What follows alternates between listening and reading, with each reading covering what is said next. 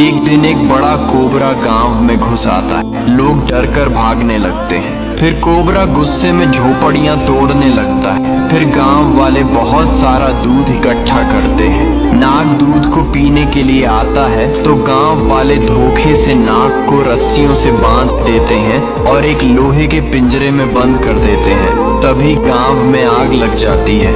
लोग चीखने चिल्लाने लगते हैं। तब वही कोबरा गांव की आग बुझाने में मदद करता है। आग बुझ जाती है लेकिन कोबरा रोने लगता है। फिर लाइक सब्सक्राइब नहीं किया।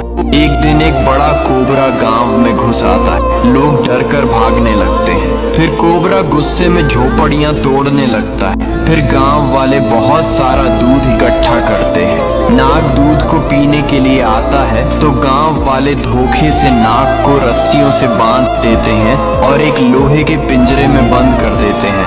तभी गांव में